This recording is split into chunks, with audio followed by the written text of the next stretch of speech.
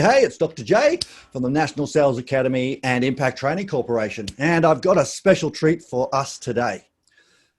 With the imminent opening of businesses in the next week, 2 weeks, 3 weeks, depending whether it's in Australia, New Zealand, around the world, I always think it's always important to make sure that we have some planning.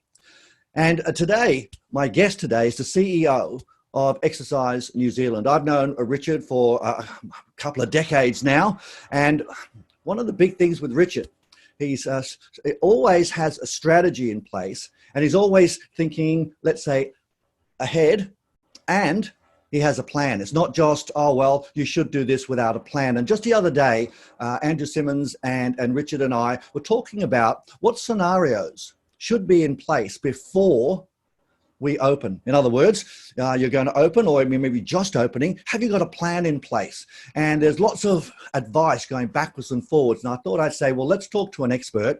Now, Richard's been in the fitness industry for a significant amount of time. Let me just read a couple of things to you. He owned and ran his own club for just around 15 years. He'd been in the fitness industry for close to 30 years. He now drives an organization that looks after and helps and supports all of the clubs and studios of personal trainers in New Zealand. And he also puts out his tentacles out to Australasia as well. So welcome, Richard. Thanks for joining us today. Thanks, Steve.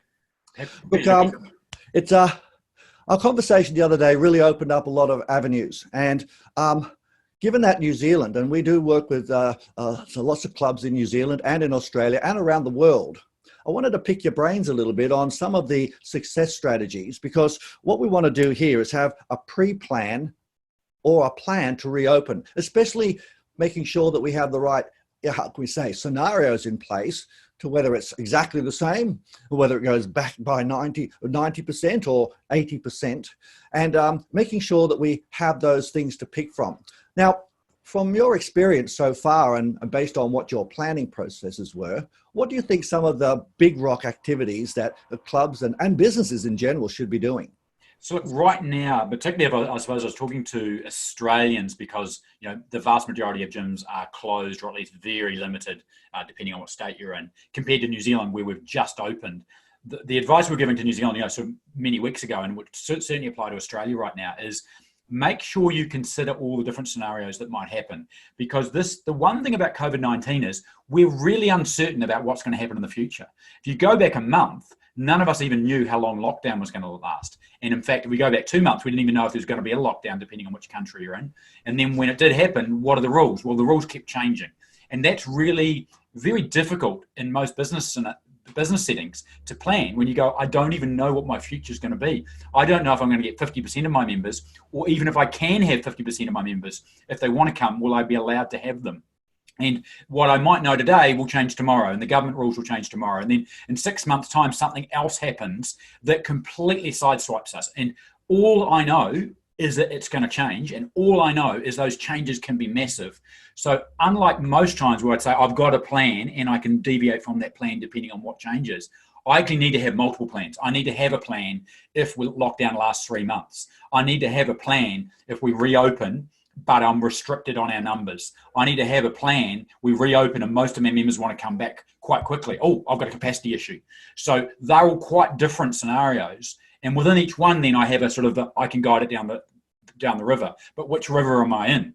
And what will happen in this environment is it'll change. So you've got plan A, you're going along, and then bang, something happens. It could be a government regulation. It could be a new outbreak of COVID-19, sorry. It could be a change to the way that humans wish to interact with others. And these are drivers that will affect it. It's not just a regulation thing.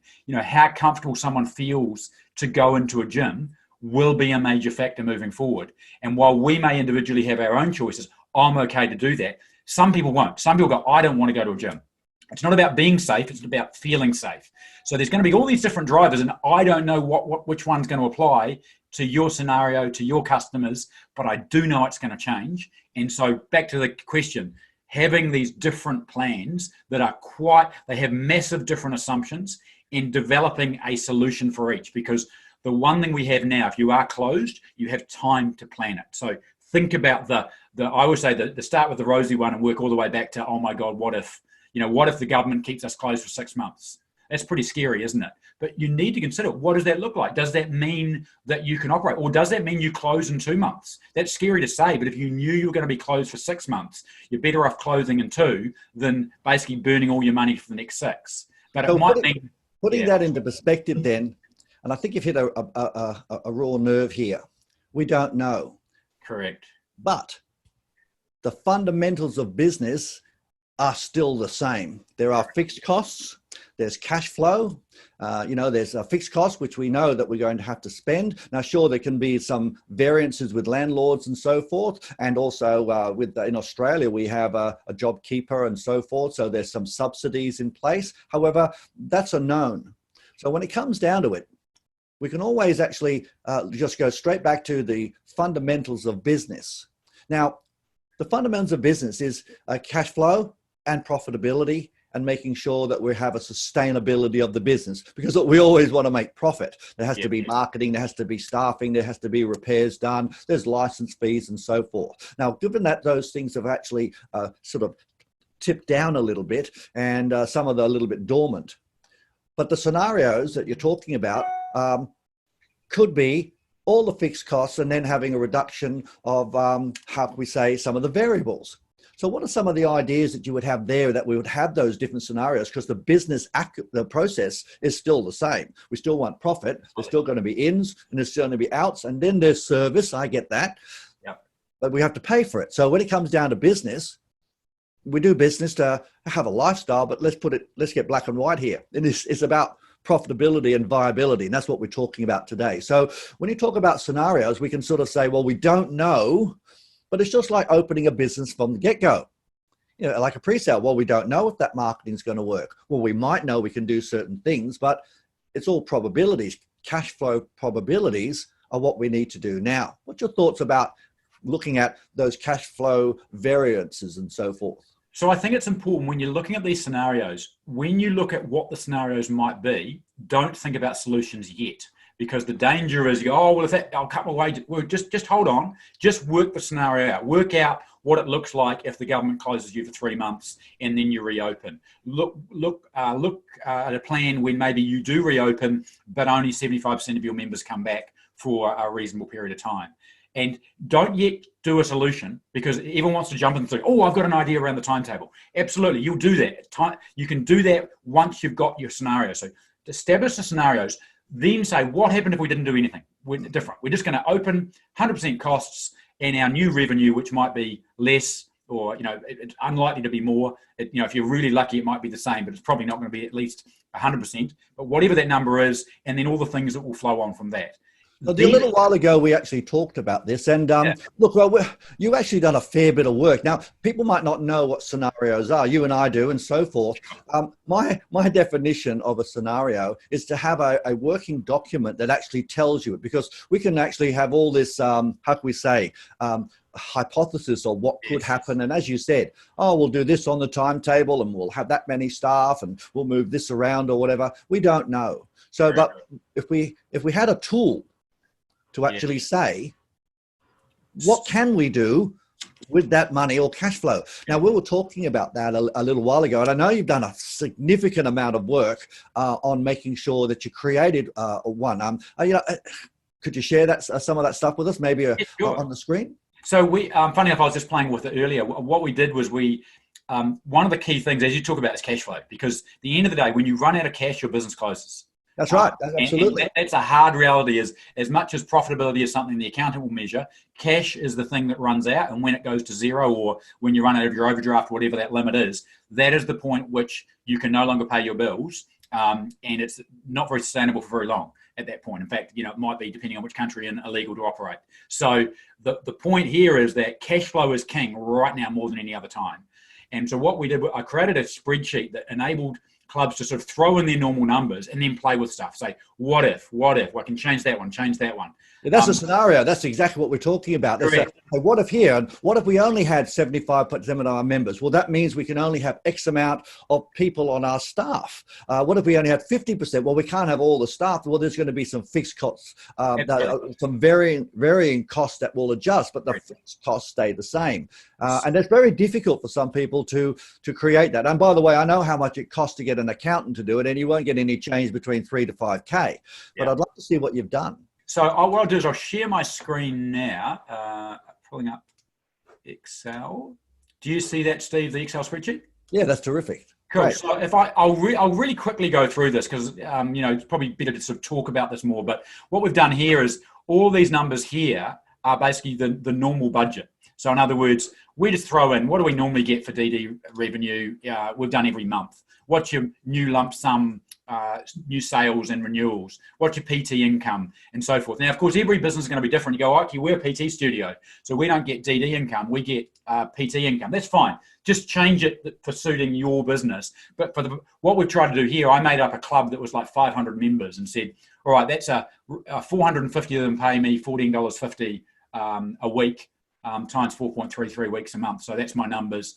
And then expenses, I've got some rent, I've got payroll, I've got equipment rental. You could have a franchise fee. Again, the idea here is we're trying not to have every single thing item because you can group them together. The other might be, phone, electricity and water all in one bill, because the only reason you want to split them out is if you can adjust them separately. The reality is that changing your phone bill or your power bill right now will not be the savior of your business. So while I don't think you should leave it completely, at the end of the day, that bill happens to you. Whereas things like payroll, you get to control because do I have one staff at reception or two or none? That's a big rock, guys. Listen to what Richard's saying here. That's something you have control. So things that are given that you're already going to be paying, that just goes into one lump, just for this scenario. But hear what he said.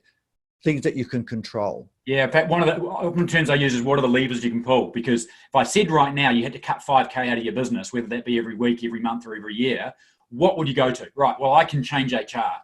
I can't probably change my lease. I can ask my landlord though, so I might be able to influence it, but I can actually change my HR. Now, HR is hard because it means I'm either got to give wage cuts, cut some service, or potentially lose some people. But they're all things that need to be considered right now, because if you don't, what will happen in 2 months' time when you're going, oh, we're in major trouble, and you can't just cut a little bit, you're going to have to cut a lot. So we need to make sure that we look at what our cash flow is going to be so we can operate at a profitability. And even if we're a little bit behind the ball, in the red a little bit, and we have some, let's say, working capital injection just to get us over the bump of the first 2 or 3 months, then at least you know. Agreed. So this is the stuff so the good thing about this spreadsheet is you only put in the yellow numbers. So basically there's all your income normally, there's all your expenses normally, and then there's 3 more numbers I want to know. Normally, how many DD members cancel every week? And again, this is an average. So you go, well, look, normally we get between 2 and 4. So I'm putting in 3. And normally how many new members join up every week? We normally get 5 sales a week. These are completely made up, but you would normally know those numbers, be able to throw that in. And again, it's an average. So you go, well, sometimes it's 5 and sometimes it's 50. Yeah, but you would know your average sales. So put that number in. And then how many active members do we have on DD paying us? And this is just to get an average yield. And we'll explain that in a minute. So that's all you need to actually put in to start with. So these numbers here, there's not a lot of numbers. And what it does is based on your current costs, you then go, well, what does the cash flow look like? And this is, I'll say, the gold of the system, which you don't have to enter anything on this spreadsheet. It does it all for you. So it says, here's your current income, your DD income, what's going to happen with that. And that is all based on how many members you had at the start, how many of them are cancelling, when they rejoin, what they're paying, all that stuff. And that's all based on that first sheet. But the good thing is it then tells you what's your net cash flow for month 1 and month 2 and month 3. And here's the most important thing. How much cash in bank do I have? I'm just going to flick back to that first sheet.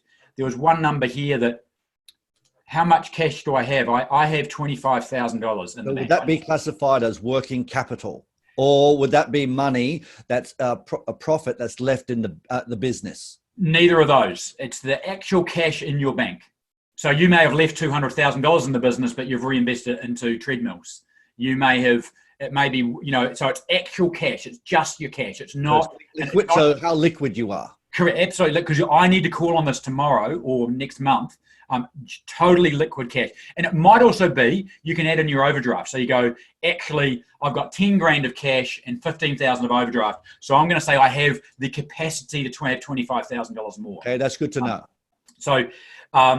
And so then I go to here and say, so what's happening here in this scenario, which I just made up? You can see every month, it's just a little bit of loss. So to the point when actually month 6, I've run out of cash.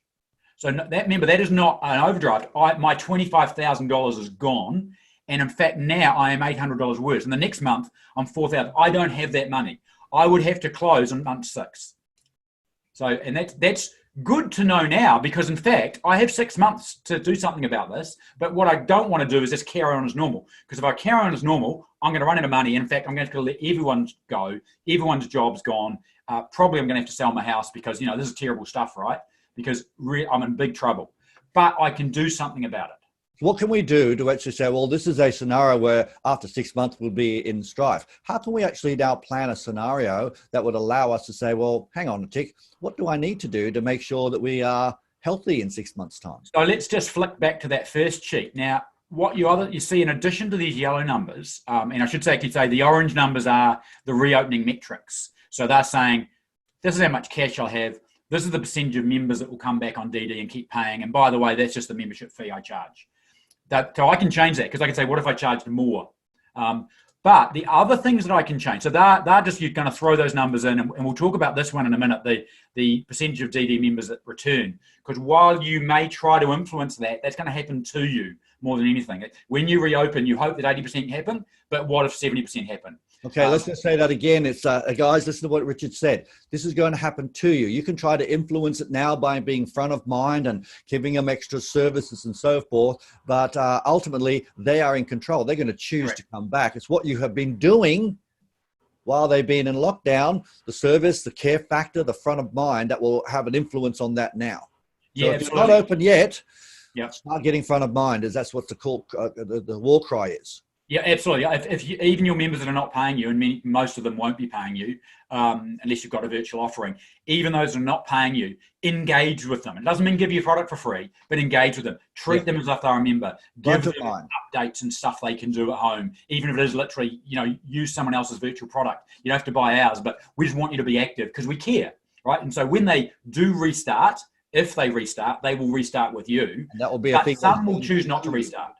So if the 80% will be based on what your front of mind has been. It's a big rock, especially in Australia. We're not open yet. I know in New Zealand they are, but it's going to be slowly. So this is still very relevant. So this stuff here, all the green, is the stuff that you can change. So these are my future projections. Now, when I did this initially, I actually just threw in some assumptions. So I said, look, PT income, this one was 30%. And I just said, I think 2/3 of our PTs are going to leave. And I just made that up, right? But what if we said, actually, I'm going to give my PTs rent free for the first month because I really want to support them. And then month 2, I'm going to give them 50%. And then from then on, I've got 5 PTs, but I think one of them might leave. So I'm going to go 80% revenue. Now, this is, again, these are completely made up, but you can see it's based on a scenario. Now, that is going to change my cash flow. Now, funnily enough, it hasn't changed it much. In fact, it's made it slightly worse. And why has it made it worse? Because I've said 0 revenue here and 50% revenue here. So this is not, I'm not improving things yet. Well, this is good to see. You see, if you can put these numbers in and then go back to that, it's great that other sheet you don't have to touch. That allows people to say, well, let's put that number in. Oh, that didn't help anything at all. So sometimes we think a great idea will work, and some of the times it doesn't. That's a terrible idea. Notice that we don't change the DD income because that number is all worked out from these numbers. So you can't just say, oh, what if our DD income went 10%? You don't do that magically. You sell memberships. So you either... Again, these are the numbers here, percentages. I can say, what if, at the moment I'm saying, we're going to get 50% of our normal sales in the first 2 months and then 60 and then eventually 75. What if actually we got 200% of the first month? Now, obviously, I've made that up. So I'd have to do something. I'd have to have a sales campaign. I'd have to train my staff. I'd have to have some marketing. But let's say that's my plan. Actually, it shows a folly when people are saying, hey, sit on your cash, don't spend money, hoard it and so forth, as it's the fundamentals of business. Hey, let's start doing, let's say, a pre-sale mentality, and let's have 200% and a rush to come back in. Yeah, well, in fact, one thing I can tell you, which is very interesting, a lot of people in many businesses, you'd want to be cautious right now, because if you're a tourism operator, even when you reopen, your demand is going to be significantly down. The same as a hotel. Even if they are open at the moment, their demand's way down. And even when all the restrictions are lifted, not that many people are going to be visiting because they rely on tourism. And even local tourism will be down because people won't be spending money. But here's the thing with gyms. The one thing that I've noticed, and this is pretty much global, but it's certainly the case in New Zealand and Australia, we've been told we're allowed to go outside and exercise. We've been told we can go for a walk. We've been told they're allowed activities. And I realize some states are a bit stricter about, going outside and what have you, but I don't mean going to the park with a PT. I just mean we could do it by ourselves. And the one thing we've noticed is the number of people going for a walk or going for a bike ride is higher than ever. Some of those people were not active prior to the lockdown. And so that means we've got a bunch of people who have felt the benefits of exercise, because you know what it's like yourself. If you've been in lockdown, and if that's the right term in Australia, where literally you're not allowed to go anywhere other than the supermarket or go to work if you're an essential worker, that when you go for that first walk, you feel instantly better. Now, many people on this call go, I exercise regularly already. Yeah, you get it. For people who don't exercise, when they went for that walk, that's their first experience of, I'll call it exercise, and they felt good. Why? Mainly because they got outside, they got a bit of breath into their body, they got a bit of blood pumping, all the stuff that we know is good for you.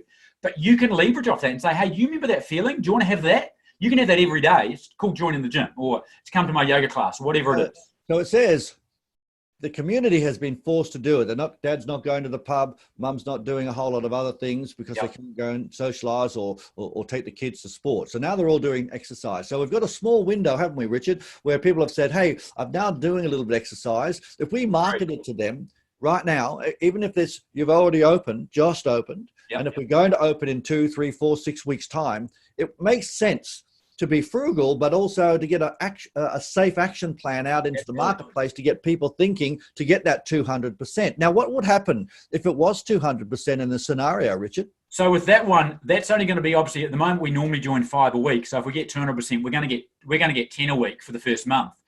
Let's flip back. I don't think it's going to make a huge difference because I haven't changed any other numbers. But let's look. Oh wow, okay. Remember we were quite badly down. Now we're going. Actually, wow.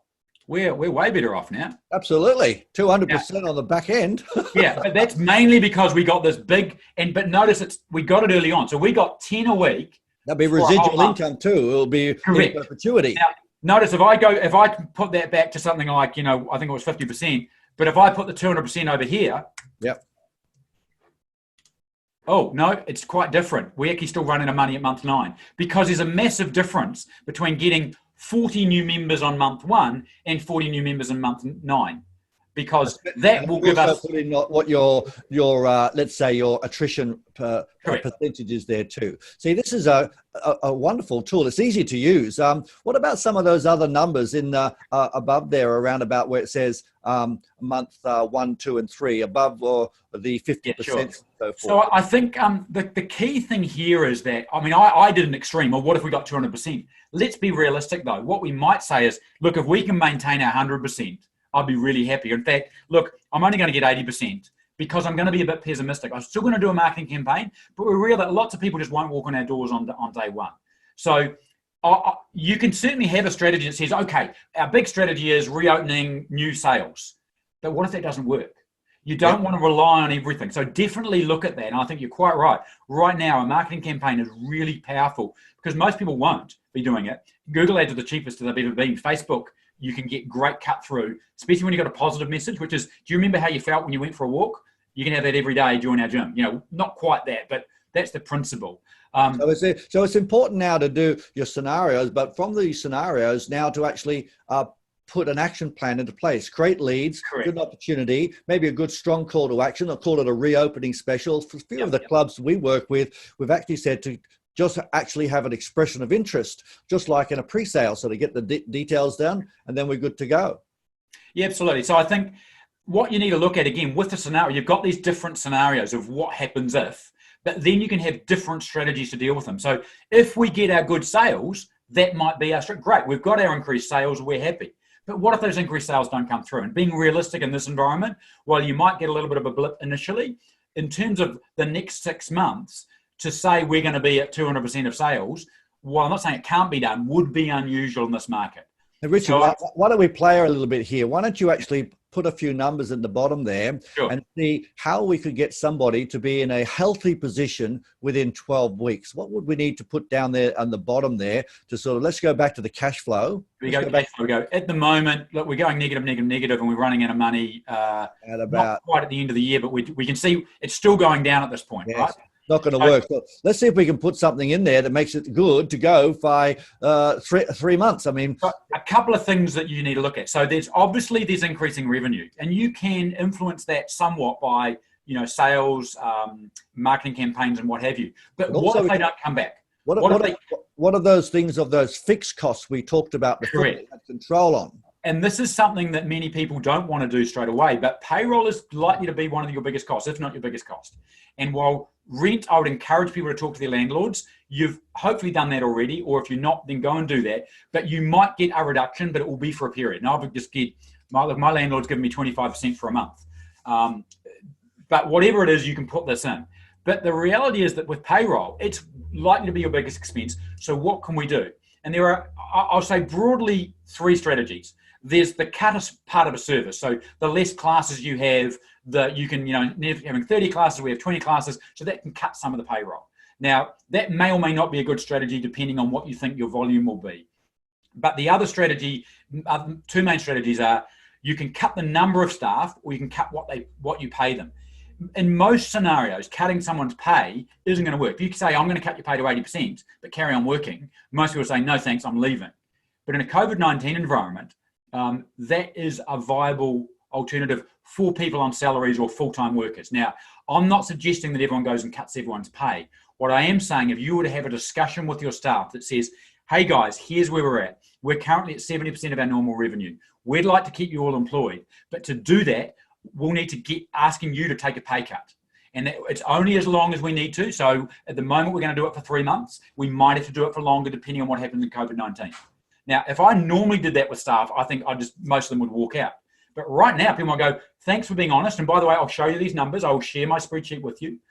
Just so you know, we've done this with the team here. We've said, this is our projections. Our projections right now is that we might be getting significantly less revenue for a whole bunch of reasons. And as a result, these are our costs, and our costs, fixed costs, don't change. But the one thing we can alter. So let's look at that payroll number. Let's just say we play with that and say, oh, let's reduce it down to 12 or whatever it may be, or 80% or whatever. I wonder what that will do to the scenario. So if we go 80%, and I've just done that as because obviously it's not, you could do it with the group exercise instructor. You were on $40 a class, you're now on, 36, or you were on 30, you're now on, 24, whatever it is that you're doing. But a salaried person, I'm just cutting your wages 20%, or I might be cutting the number of shifts people get. But the tool is up to you. But then you go, look at this. Look at that. We are negative first month, a little bit negative, and then we're actually positive. And most importantly, cash in bank is just dips below 24 and then actually starts to climb again at the end. Now, clearly that's not sustainable in the long term, because we'd probably have to put our wages back up. But by then, hopefully in 9 months' time, we may have some more sales. And so this is just one lever. Now, everything's about which levers you can pull. If I go back to that working data, I could change the price. And remembering that this spreadsheet's quite, I'll say, clever in that if you change the price, it doesn't change the price for your current members. It just changes the prices for your new sales. Well, that's great, because we leave the old members at the same price. Correct. No one wants to, we don't want to annoy them. And so if you actually look at this, my calculations actually made it was $14.50. That was the average payment from a member at the moment. But if I go down here, it's $16.95. Well, what if we made that $17.45? What if we put it up 50 cents? Well, again, if we go back to cash flow, it's actually got better. Wow. A little bit. But what if we made it $1? What if we went $16.95, $17.95? What it will be doing is all of the members that leave us are leaving us at $14.50. And all of the members that are joining are now joining at $17.95. So all of these are actually improving this. And again, if I go back and go, all right, well, I'm going to, in 3 months' time, I'm going to put it back to 90% wages because I've said to my team, we're only going to do this cut for as long as we need. Now, I don't know if it's going to work, but I'm just playing with these numbers. This is the scenario. This is what we're talking about. We want to have a number of these. Look at this. So negative, negative, positive. We go negative a bit again because I've just gone back to 90%, remember? But then it goes back up again. And at no point do we go below 22,000. I go, I might be happy with that. And saying to a team, look, if we go according to plan, we're going to take a 20% pay cut now for 3 months. We'll then go back to 90%, and then we're going to review it in 9 months' time. But the good news is, guys, everything else doesn't change. We'll continue to do, but of course, we are going to put our membership up $1 a week. Because that's brilliant. So that allows you to see, okay, you work as a team. They keep their position. They're not looking for jobs, and then. By the way, it might actually give them more ownership, and then you can actually then, once you get into major cash flow, you can give a bit of a bonus at the end of the year to say thank you. Yep, you can always backdate things.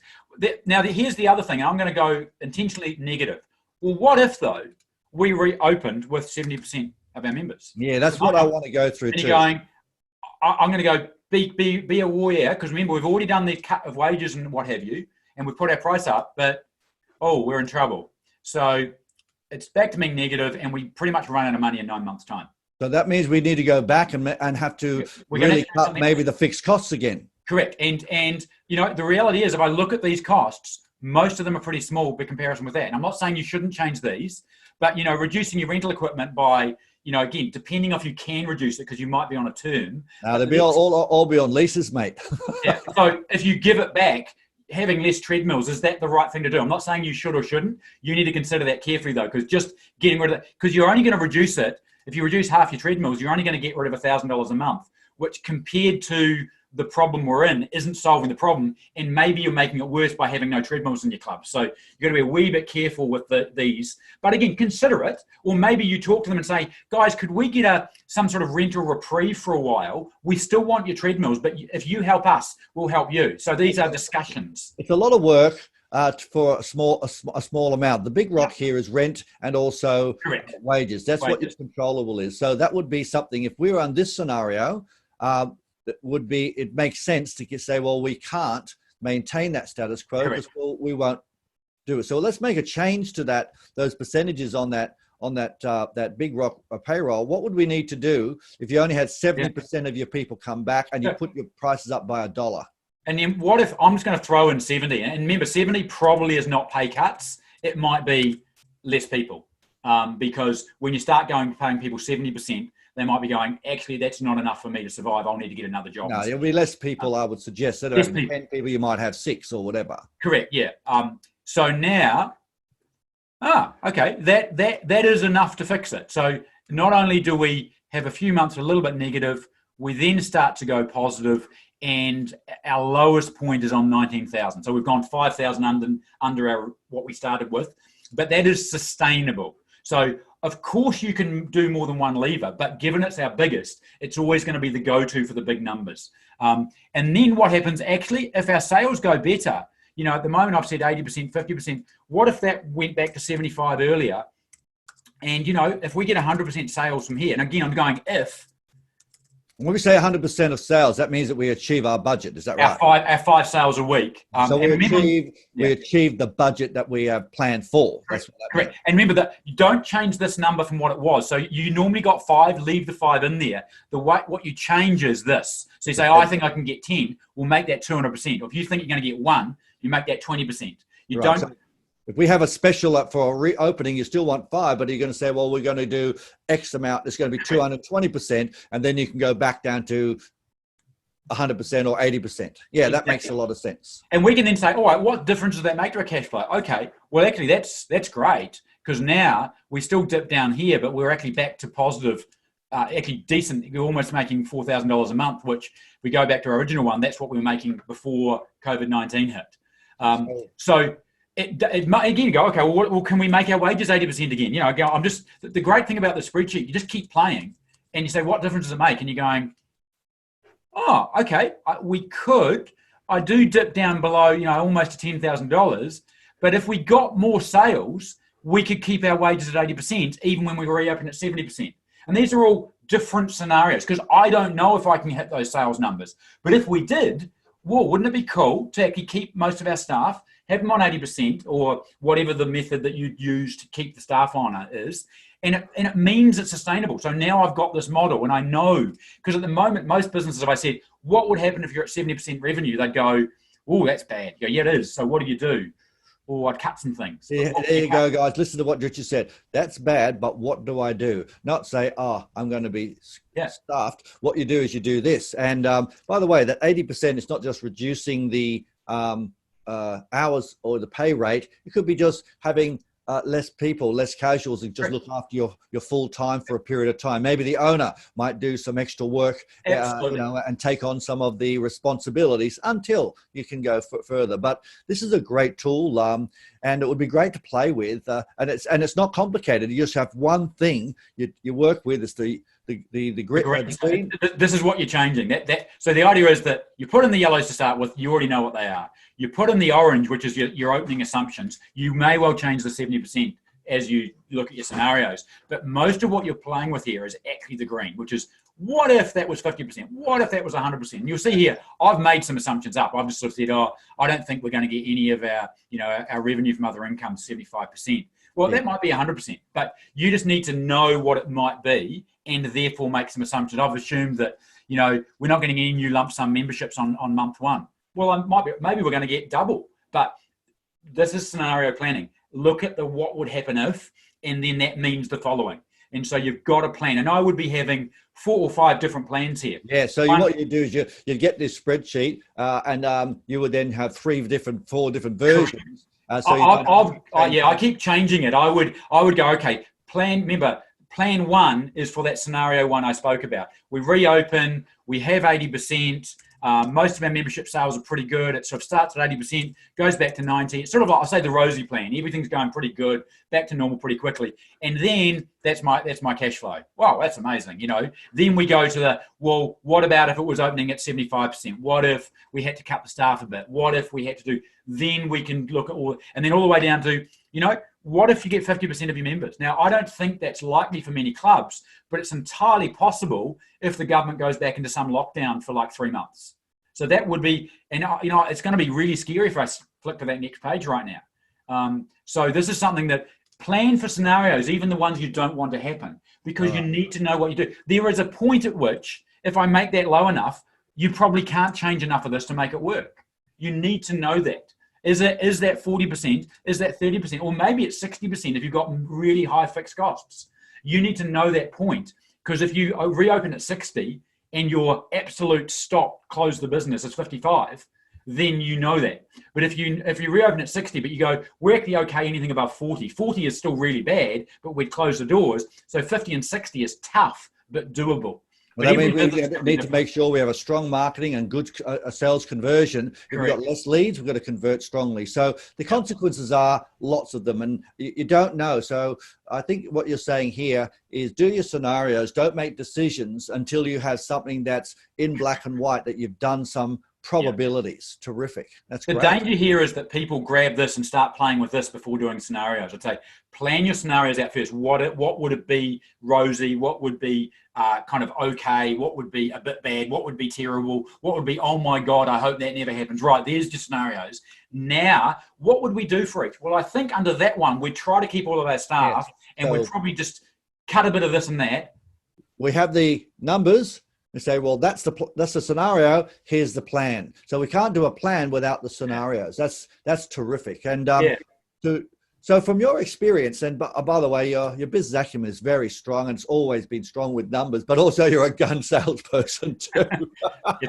I think my job is always sales, even though now I sell a concept. I sell a concept to government, to media, to people about exercise is good for you. That's sort of the concept I sell.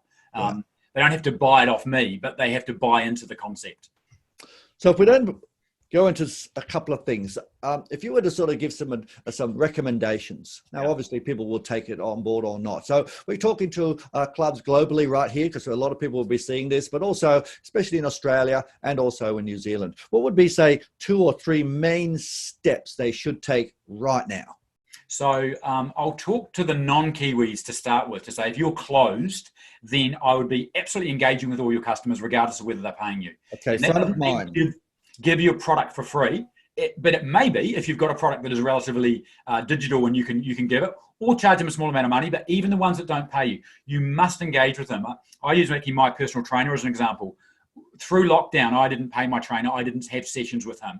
But he continued to keep me engaged. He continued to say, hey, by the way, I'm now doing this. Here's some examples of this. He actually gave me a program I could do from home, because the program I normally have with him, I don't do. And he knew what I had at home, because I told him I've got a TRX and I've got a Viper, but I don't have much in the way of hand weights. All right, I'll give you that was awesome. I felt like he was my trainer, even though I wasn't paying him. But here's the thing. What happens when I go out of lockdown?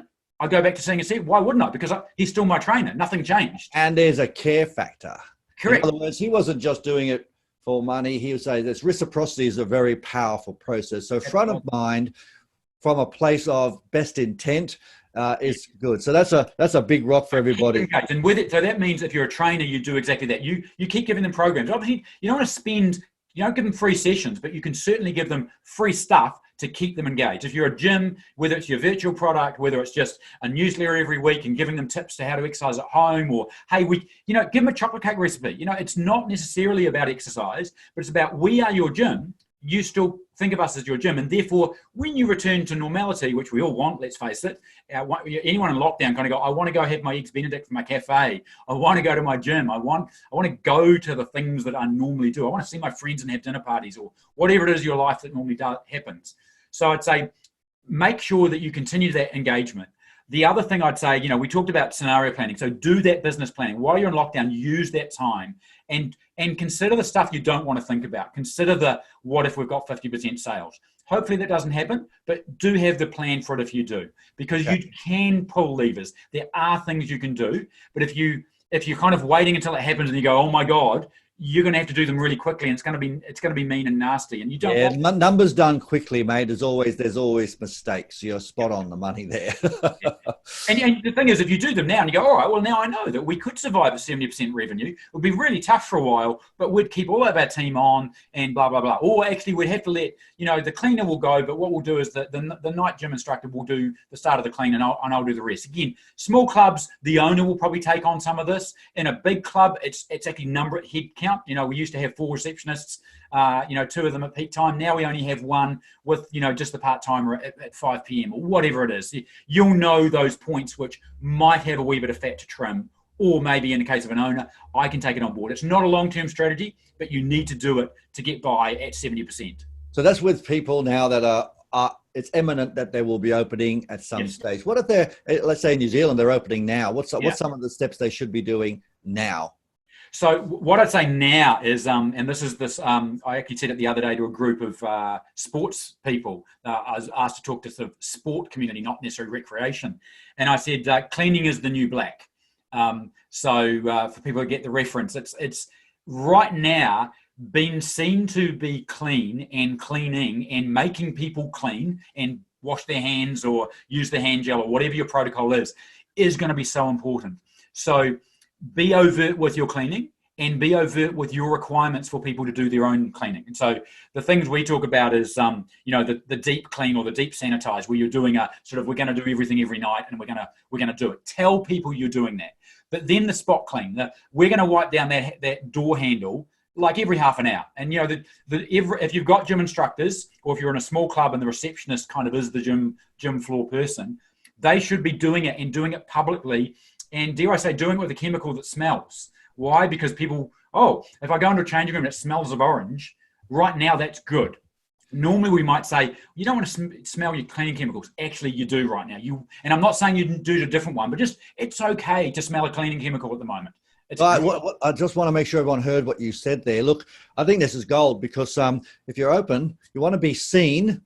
To be seen to be cleaning. So you're doing stuff and you'll be seen. Next thing is, if you're doing deep cleans in the evening and doing gurneys and so forth, you tell everybody, maybe take photos of you doing it. So it's not just hearsay. And the last one there was, make sure that you're using things that smell pleasant, but they go, whoa, they're cleaning again. So if they don't see you, they can smell you. So it's actually using the strategy that I heard the other day called the safety strategy. Prove that you are safe and people will return. Yep. So I think that's great, Richard. And you need to tell people you're going above and beyond. I mean, we did it as an industry in New Zealand. We wrote a framework that we actually launched before the government put out their own framework. So we actually front-footed them, which is I'll say a risky strategy in that what if we got it wrong? But we were very clear we were going to be above and beyond anything they released. But why did we do what we did? Well, we've actually looked at the unique risks of our industry. And here's the thing. Anyone that tries to say otherwise, I'll challenge them on this. We have some significant increased risks due to the nature of our product. And the two things are length of stay. So normally, even in a restaurant, you aren't around the same people, other than the people at your table, for an extended period. Because yes, but they're in your bubble in your group. But the people who are walking past, they walk past for 20 seconds or maybe a couple of minutes, and your server comes over and then brings you the food. It's a very short stay. Group exercise, it's 60 minutes. I stand next to the same person for 60 minutes. That is unusual. You don't do that in retail stores. You don't do that in restaurants, except the people at your table. But again, the other people that you know and you can contact trace. And so it's unusual. And the other thing, which we all know about exercise, is respiration rate. You breathe and you breathe more. If you look at all the science, the viral risk load massively increases from respiration. This is where most of the viral spread comes from. If most of the stats now says it's about 90% of that and 10% on surfaces. Of course, it changes and varies, but it's mainly respiration. If I'm breathing heavily and you're breathing heavily and we're facing each other, well, that's called me an instructor, you are a participant. There is a viral risk there. So we actually go above and beyond in terms of distancing, because distancing is your principal tool to reduce that. Of course, you can go other things. You can wash things. You can possibly wear masks. So there's other things you can do. But we went above and beyond, and that wasn't as an industry. But as a club, I would be telling them what you're doing that no one else is doing. And I don't mean in a comparison way, just we care so much that you'll notice there's free hand gel everywhere. Not everyone gets free hand gel. Some of them will have it at reception, but no, we've just done it everywhere. Or we only use wipes. Why? Because we think that disposable things are better. I'm not suggesting you intentionally criticize anyone else, but you make it clear we care so much that we've gone a bit above and beyond. You might notice that we're spraying things more often. Actually, all of our team members, every door handle, every tap in the building, every 1 hour is actually being sprayed with a chemical, whatever it is. But tell your story. The message here, I'm hearing it loud and clear, is make sure that you remind everybody what you're doing. And we have a above and beyond strategy, and also it could be a USP for your sales. It could be a terrific thing for a safe gym, and this is what we go above and beyond in your marketing. So remember, people buy the feeling, not the actual product, but they want a safe product. And I think I'm hearing it loud and clear. It has to be safe. Be seen, keep reminding, make sure they can smell, and I would suggest that they use it in your sales. And by the way, when you're presenting a product and or service, make sure they can see the cleaners and can smell it at the same time. So there's proof. Well, we have a process in sales these days, Richard, you know all about it, called proofing. Prove what you said is true. And when you actually see it and smell it, especially if you're doing a sale at the studio or the club, that's going to say, wow, what you said is true. So I think they're fantastic things for people to actually put into place. Now, to wrap up our time together, because we could your browse on this. Yeah. So to help the clubs and studios get back into place, what are tools that are out there that are available to be able to be used? Yeah, so first of all, Exercise New Zealand produced a series of videos around this whole issue. So scenario planning, looking at the levers you can pull, what kind of staff training you might need to implement. How do you communicate things like cleaning to members, particularly when you close? Tell them, do the videos of people. All of this, we've actually broken the videos into five different videos, including how to use a spreadsheet. And that's all completely free. So let me just say, how long do the videos go for, Richard? They vary. I think the longest might be about 30 minutes. We try to keep them, let's take a topic, how to do scenario planning. That's top video one. Then number two is, now you've got your scenarios, how do I work out a plan to establish it? And then video three is, well, what do I do about actually, communicating this to people, my staff, our members, all that stuff. And then each section is broken down. The longest one I think might be 40 minutes, but some of them are 15 to 20 minutes. So there's 5 videos, and you're saying that you can give us maybe share a link that we can give those. Yeah, so I'll send you the link. So the idea is that everything's in one place, and you can watch these videos one after the other to get your head around, how do I do the scenario planning? What's the things I need to consider?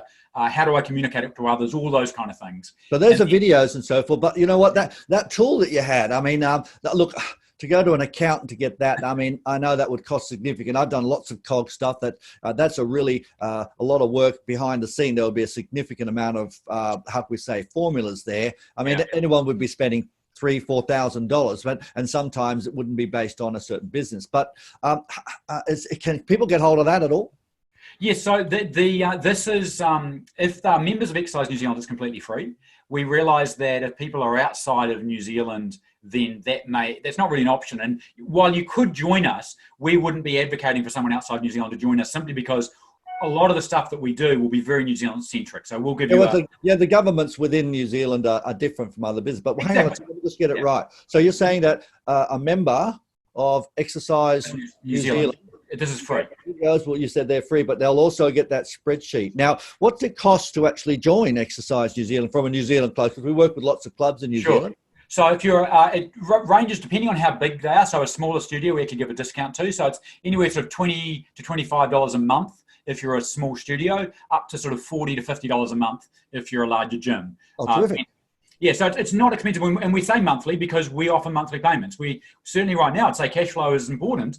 Don't give us a check for $500 or $300. Go on a monthly payment, and it's a lot easier for you. If they just got the spreadsheet alone, plus the videos to do this, that would be worth a few $400. I mean, as I said, if you went to an accountant, it would cost a bomb. So, all right, so that's great. Well, everyone should be supporting the governing body or the people that are out there spruiking for them. So that's between $20 to $50 a month, and they get that plus all the other things that you do. By the way, I know you did a virtual webinar and all a conference and so forth. Members also get rates and so forth for that too, don't they? Yeah, absolutely. So we have events and members get like 50% discount, all those kind of things. So there's lots of other stuff and benefits. But I think for people outside New Zealand, I fully get that's not their core product. A lot of the stuff we give would be too New Zealand centric. So what we've decided to do just for your customers, Steve, is to say we'll sell them just the template if they want it. We don't normally do that, but we understand if we're going to have a conversation and show them a cool tool and say, sorry, you can't have it, it's a wee bit mean. So, we want to say, well, how can we get a hot little hands on it? You can't. Sorry, it's so good you can't have it. It's like, no, we're happy to sell it as a separate thing, and we don't normally do that. So this is for people outside New Zealand, and it basically $295 New Zealand. So for Aussies, it's probably about $280, I think. In America, it's probably $200, something like that. Okay. And I'll send you a link. We can actually put people there. So a link to the video. Maybe a link to maybe join Exercise New Zealand from our New Zealand. New Zealanders, good idea. Yep.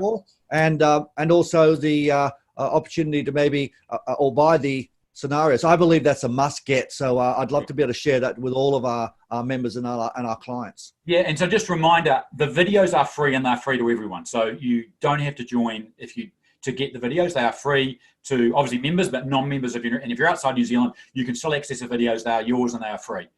If you want the spreadsheet, then if you're in New Zealand, join. And if you're not in New Zealand, you can buy it separately. You don't need the spreadsheet, but the spreadsheet, if you like, is the numbers tool that goes with all the videos. So the videos refer to it. You don't need to use the spreadsheet though. So again, I'm very happy if people want to buy it. But if you want to watch the videos without using the spreadsheet, you'll still get all the ideas, and that is completely free. And we're not asking anyone to pay for that. Oh, well, it's really generous of you, mate. But if it was, look, I know you're telling me I can do a spreadsheet for it. I don't want to create a spreadsheet. Yeah.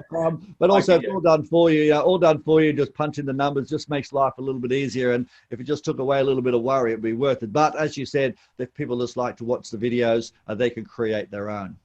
Look, mate, what a great morning. And I know how busy you are, and your industry's up and running now. We're just about to in Australia, and all around the world will be following suit. So thank you so much for joining me this morning, Richard. It's been outstanding. It's been a pleasure. And look, happy to help. At the end of the day, I think our Prime Minister said it a couple of times, we're in this together, but I look at it as an industry, we're in this together. So, we're supporting the New Zealand industry. I know you obviously operate globally, but also, if New Zealand can support Australia, well, at the end of the day, we want more people active. That's the thing that we're trying to do here. And that also in that we make some money and we run a business, and that's great too.